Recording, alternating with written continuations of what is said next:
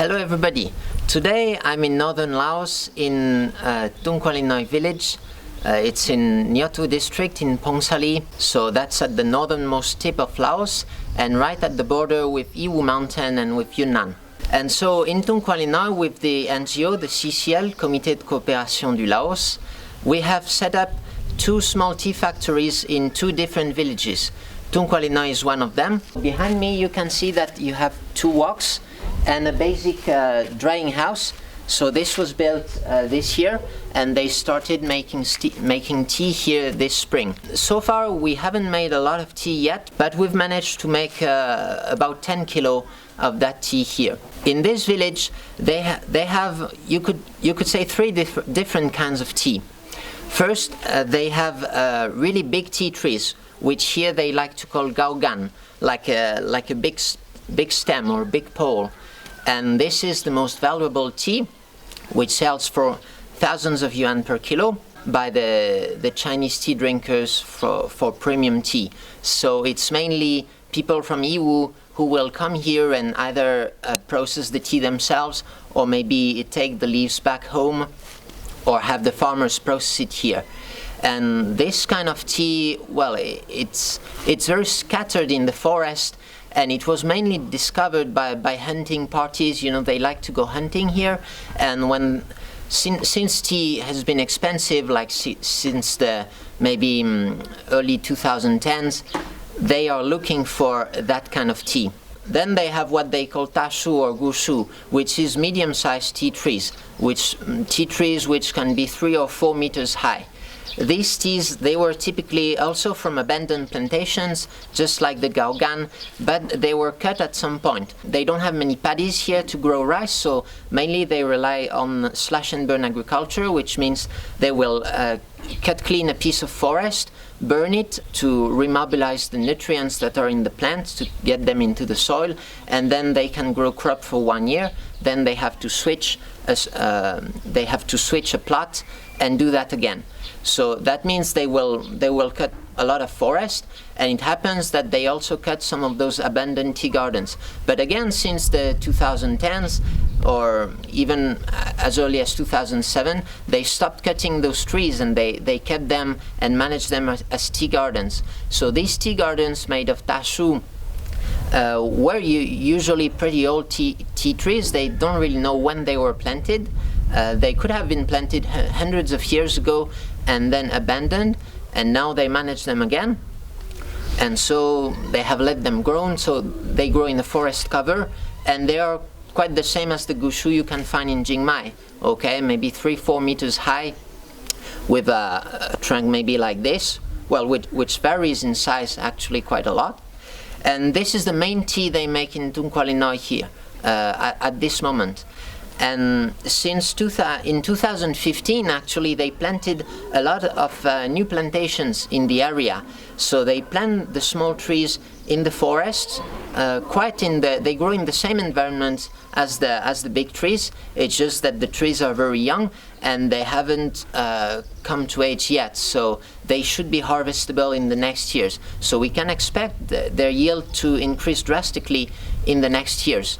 Well, the quality is a bit different. Maybe the mouthfeel is not as thick as the tashu. Maybe you have more astringency, but it's also a very good quality tea because they grow under that forest cover. So unfortunately, the tea gardens are quite far from here. You can see mountains over there. Well, most of their tea gardens are beyond that mountain ridge, so about maybe 2 or 3 kilometers away. But the road is pretty bad, so either you walk there and you have to walk for 3 hours, either you take the motorbike and it only takes 1 hour. But during the rainy season, the road is not accessible by motorbike, which means that 3 hours is quite far, and it's not very practical for them at the moment to harvest the tea during the rainy season. So basically here they don't make tea in summer, they only make tea when the road is practicable, and it means early spring and late autumn. So basically they would do maybe 3 or 4 harvests a year when it's possible. So at this time, the yield of this village is very low. This year they made less than 1 ton for the whole village. As a comparison, in Jingmai Tadzai, in our village in Jingmai, we made about 300 tons, the whole village. So it's quite a different tea industry here, you could say, because it's very low yield and very low production, and of course you don't have economies of scale, you could say, like people don't have the proper infrastructure to handle a lot of tea. But this might change in the future, because when they will have their young trees set up and be able to harvest much more tea, they will probably have to improve a bit their processing facilities. So it's with this mindset that we built the small tea factory. It's not finished yet. We have yet to build a proper building for withering tea. Right now they wither the tea inside their house, and they only use flat bamboo baskets to do all the processing. That means for withering they use flat bamboo baskets that they put inside their house, and then they will dry the tea on racks on the flat bamboo baskets. So for now this method is okay because they don't have a high yield, and we'll see in the future and adapt as their production increases. 好，一点这个那么慢的大树。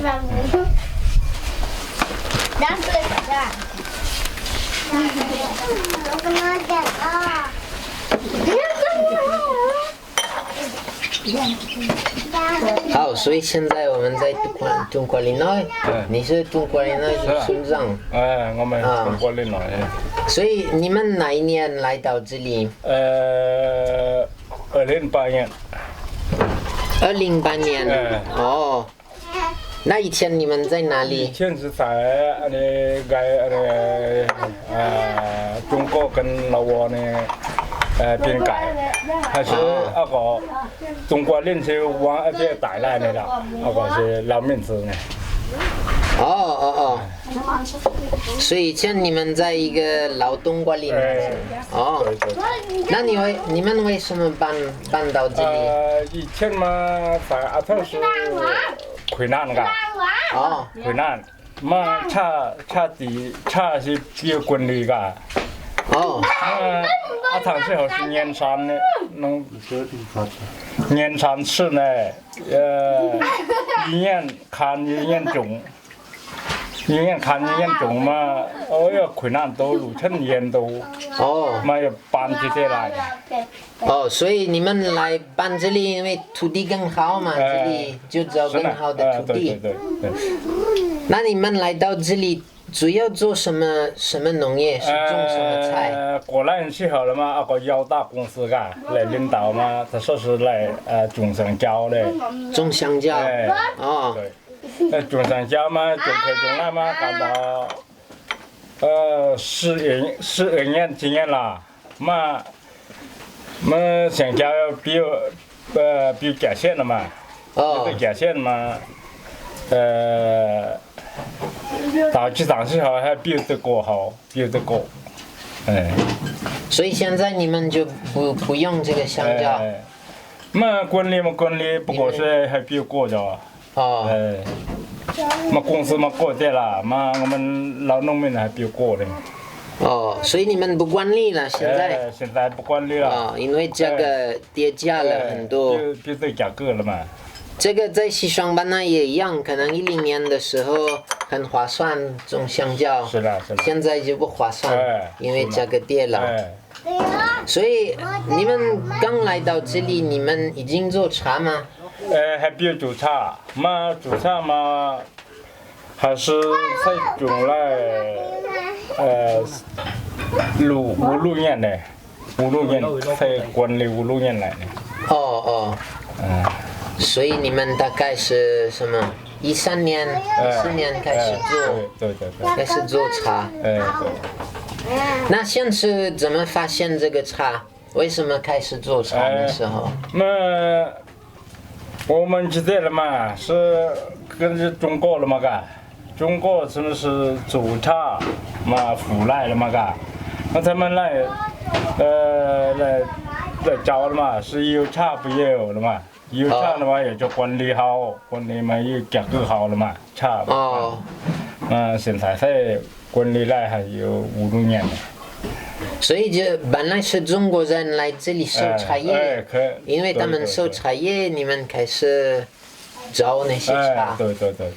本来你们知道森林里面有茶地吗？过来之后怎么的有茶了嘛？人家是说看起是那边有茶了嘛，有茶嘛就管理茶。哦。对，公园你看这管理茶嘛，可招嘛，我还有呢。茶有呢嘛，大伙嘛是管理茶了嘛，是香蕉嘛不管理了。所以本来你们是搬到这里就是做香蕉的，后面你们发现有茶叶，对，中国人想来收茶叶，所以你们开始做。对。所以那时候你们已经种茶呢？你说5、6年前。是什么样的茶叶？你们先发现的茶叶是大树茶还是就是在森林里面发现的茶？还是他自己发出来的茶。摘呢摘嘛不过是那个法国公司的嘛个来发给摘了，我是还比较知道，有的知道。所以森林里面有茶叶，然后法国公司也种茶叶，是这样的。对。那咱们法国的领导嘛，是香蕉嘛，不是欠了嘛个，嘛老农民嘛是困难了嘛，他来投资了嘛。他来投资。他投资是要种茶嘛，这看这香蕉嘛，不都是了嘛，除了茶叶以外，你们种什么其他的？咱们是杀人，还是法国公司呢投资了？杀人。对，杀人。不过是还2、3年中呢，结交小店，还收入还不高着，都多干，那收入还少。我们是有中国人了嘛个？还有2种民族，那我们有家了嘛，现在嘛还有20户家，那跟着阿卡了嘛有30、40。那现在那2个民族有区别吗？还是？我们要素是种茶噶。那阿卡族是种杀人，茶嘛别的，茶嘛别的，咱种杀人的，是这样。那我们来就到这里是我们来在后人家的嘛个，那到就是人家的田地，不过是有钱了跟人家买的，有钱嘛是咱看这茶。你们要做茶做了6年，是不是？对。5、6年，你说。从开始时候到现在，有什么改变那个茶行业？那过来之后嘛不改变了噶，嘛是价格嘛上点下点嘛再买，嘛今年来了那么个天气太热多了。茶也不会发，是吧？今年19年春茶特别干燥，所以你们第2波都没有，这里才做了。那你觉得今年19年，你们整个村产了多少茶叶？茶叶啊？那个早春茶。春茶嘛把，干茶嘛把，不到1吨点是，不多了。嘛，新叶的嘛，可能1吨多、2吨也有，很适合了嘛。新叶1吨多、2吨，对。所以干茶做出来可能300到500公斤，500到600。500、600公斤的干茶。这是那你茶，那么耐的。前几天我们在他们那搞一个培训，然后那这个他是大树茶的一个，他比较会做的，怎么样口感？可以，还可以啊，我觉得那个回甘挺好的，我只拿了一点点。味道还不错，可以。那谁来买这个茶？主要在你们村，你们往哪里卖这个茶？还是大部分是买中国客的了。买中国。你说买中国是买到义乌还是买到更远？买到勐海。勐海也卖。对。那金红，这方面的啦。这些勐海、金红水、西双版纳。西双版纳。然后你说你们种了很多小树在森林里面，那些小树什么时候可以采呢？那怕明年嘛，可能明年可以这点了。所以开始采的话，那你们产量要多了。可能要多点了，多来点了。那个法国公司开了一个小出租所，然后你们也有一些铁锅，公用的铁锅，是不是？是的。你觉得以后人还会发展？那因为现在我感觉人的量比较少，所以他不需要很大的茶厂。如果你们量多的话，可能人也会改变一点他们做的方式。对。那比如说微调茶，现在人在家里微调。可能以后如果茶叶多的话，那个空间不够。我们老百姓的嘛个，第一是技术不够，第二呢是我们流呢，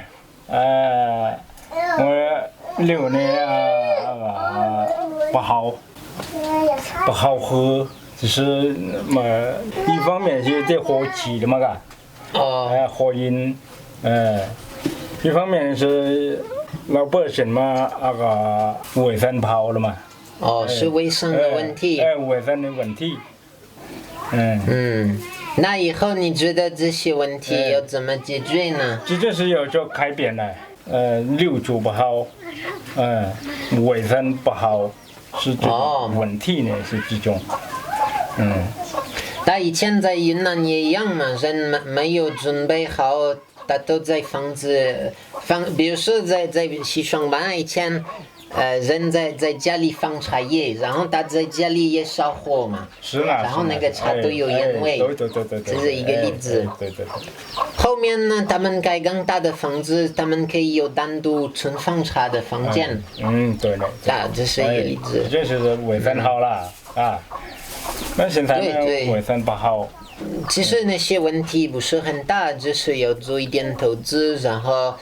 那就要学嘛，像你说那些技术加工的问题，我认为人会慢慢理解嘛。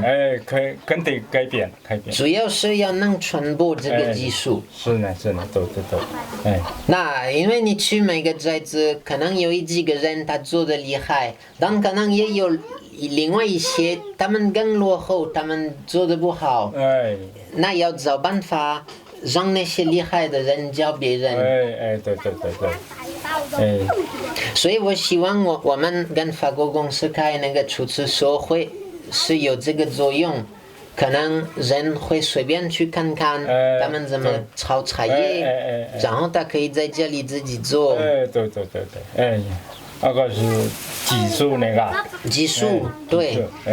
所以技术，但我觉得可能最难的还是市场嘛，要找客户。对。那你可以想，因为现在你们茶叶不多，所以还好卖。如果你们茶叶越来越多，还是要去找客户。你们来到这点嘛呢，可以教的技术，然后嘛。可以教。然后我觉得其实我们也不用经常来，因为本地人他们会做嘛。比如说你会炒茶，你也可以教其他人怎么做。可以的，可以的。后面就是大家都可以分享那个技术。比如说我看在我们老家在景迈，那就是这样，你就跟邻居学做茶嘛，你去看邻居怎么做，可以，可能可以交流，然后技术提高。可以，朋友好，朋友好嘛，有什么样嘛嘎？来投资啊。来投资所以如果有投资家，他们可以来这边投资，或者买茶叶。所以我们在中国岭内，离五德县不远。其实你们位置也比较方便，你们离现场不远。然后我希望以后你们茶叶生意越来越好嘛，因为你们这里的茶真好喝，真是有特色。是。那现在呢，你们来。领导，法国公司来领导就是好了。那老百姓的收入嘛，一年比一年好过了。可以。然后我觉得最后一个问题，要关注环保嘛。比如说你们这里最好的特色是你们在森林里面种茶，你们做那个森林茶。一定要保护那个森林覆盖。对。因为你们茶可以卖得贵，就是因为有森林覆盖。因为人就喜欢嘛，现在消费者他们喜欢那种环境好种的茶。对。而且对口感真有影响。所以要安排每一家每户管理得好嘛，他做环保不打农药。不用化学肥料，然后保护那个森林。我们这边嘛，法国公司来是什么样了嘛？不要农药呢，农药不要，不是用。用农药嘛就对人身体不好了嘛。对，主要是对农民的身体不好，特别是如果不戴口罩那些，其实还是。很有损害，而且现在消费者爱喝茶的人也不喜欢听那些农药的问题，所以不打农药茶叶更好卖。所以理事村长，我觉得你可以负责看看那些人怎么管理。因为也是对整个寨子的名气其实重要。在中国有的地方可能有几个茶农他们打农药，然后后面茶老板他说那个寨子他们打农药，他们茶价跌价了，因为人知道那个打农药的。是，这就嘛，我们打农药还不是我们寨子不好卖了嘛？对。是一个名气的问题，主要是名气。是的。你家不来拿嘛，还没有办法了嘛。那我们不打农药，我们烧是价格好了嘛？对，而且现在可能这边的茶就是一个优势。在中国人知道老挝的茶很好嘛，它质量好，又不打农药，又有森林。那些都是优势嘛，所以你们这样才可以卖贵。过来之后嘛，那些农民，有少部分挣不到了嘛，会乱打。往法国公司来领导嘛，就不打了。那现在嘛，可以的。那所以。可能每个地方都会有几个他不听话。问题是你买他的茶，你跟其他的茶打对。你做农药检测都有农药。对。过来呢有了，不过是现在了嘛。现在嘛不要打。我们小东莞的人我不给打农药。好，那差不多嘛，拍好了这个视频。可以了。好，那谢谢啊，谢谢谢谢老板子，我。